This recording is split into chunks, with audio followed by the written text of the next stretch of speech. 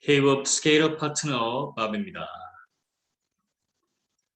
기존 엔젤 투자와 K-업 엔젤 투자가 어떻게 다른지 소개를 드리겠습니다. 엔젤 투자라는 것의 의미를 확장을 할 수 있어야 엔젤 투자자가 투자를 제대로 할 수 있는데요. 기존에 정의된 어떻게 보면 사전적인 정의인 엔젤 투자라는 것은 성공 가능성 있는 스타트업에 지분 투자하는 것이다 입니다. 문제는 뭐냐면 최근에 이제 그런 얘기를 한 적이 있어요. 대한민국의 이 스타트업 시장이 성장하기 위해서는 현재에서는 창업가가 아니라 투자자가 더 성장해야 된다. 그 투자자의 부류 중에서도 개인, 엔젤 투자자가 성장을 해야 이 대한민국의 창업 시장이 성장을 할 수 있습니다. 그래서 창업가는 계속 성장하고 벤처 캐피탈이나 엑셀러레이터 같은 이 전문 투자자들이 계속 성장을 하는데 개인 엔젤 투자자가 성장하지 못하고 있다. 그래서 그런 부분에 대한 어떤 개인 엔젤 투자자가 성장할 수 있는 환경을 구축하는 게 필요하고, 그래서 저희가 그걸 비즈니스 모델로 만들어서 K법에서 지금 하고 있습니다. 그래서 K법에서 그러면 이제 엔젤 투자자를 성장을 시켜야 되는데, 그게 엔젤 투자를 못하는 이유가 기존에 갖고 있는 엔젤 투자의 사전적인 정의 때문이에요. 그래서 그 정의를 바꾸자. 그게 가장 첫 번째 미션이다. 그래서 K법이 정의하는 엔젤 투자는 다음과 같습니다. 창업가와 매주 한 차례의 시간을 보내는 것. 그래서 온라인도 좋고요, 오프라인도 좋고요. 그래서 한 차례 창업가와 시간을 보내자. 길 필요도 없고요, 티타임 하나 가져도 좋고. 자, 그다음 보세요. 그 지분 투자만 하는 게 이게 투자가 아니라는 거예요.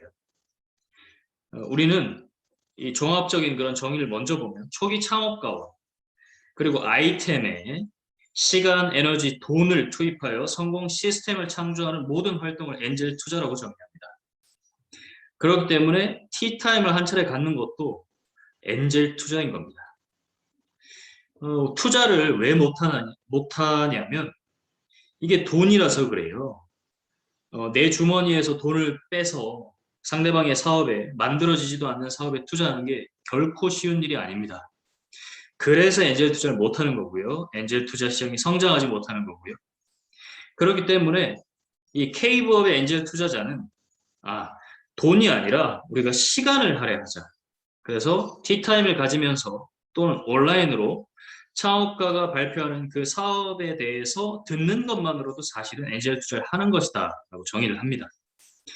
그렇잖아요. 저희가 이제 IR을 하는데 이렇게 온라인 IR이라도 여러 명이 들어와서 그런 그 뜨거운 그 분위기가 만들어지면 그것만 해도 이 창업가에게는 엄청난 도움이 되는 그런 거거든요. 그래서 엔젤 투자의 정의를 확장해서 두 번째는 소액으로 대여 채권 투자에 참여하는 것이다. 지분 투자하는 것뿐만 아니라 소액으로 대여나 채권 투자에 참여할 수 있어야 합니다. 지분 투자는 어려운 투자예요.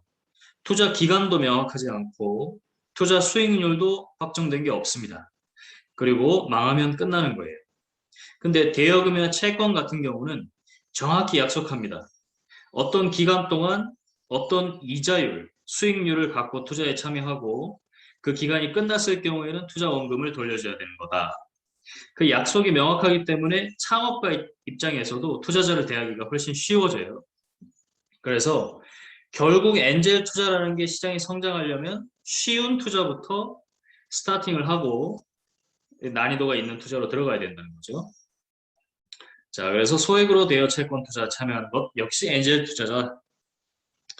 자, 그다음 엔젤 투자자 스스로를 엑셀러레이터로 인식하는 것이다. 투자자가 그냥 투자만 해놓고 마음으로만 응원하는 것은 부족합니다. 그러니까 우리가 프리-IPO 정도 수준이나 아니면 시리즈 B, C 정도에 있는 회사들은 투자만 해놓고 기다려도 돼요. 근데 그게 아니고 엔젤 투자자잖아요. 엔젤 투자자는 다 엑셀러레이터가 돼야 됩니다. 그래서 창업가의 이야기를 들을 수 있어야 되고요. 그리고 그 창업가를 응원할 수 있고, 그리고 그 투자자가 가진 뭐 네트워크나 아니면 어떤 특정한 역량을 그 창업가를 위해서 뭐 조언을 한다거나 아니면 이제 일부 사업에 참여해서 뭔가를 만들어 준다거나 아니면 누군가를 소개해 준다거나 그런 활동들이 이루어지면 그게 이제 엑셀러레이터의 활동이라는 거죠. 이게 그렇게 막 뛰어난 역량을 요구하는 건 아닙니다. 제가 보니까.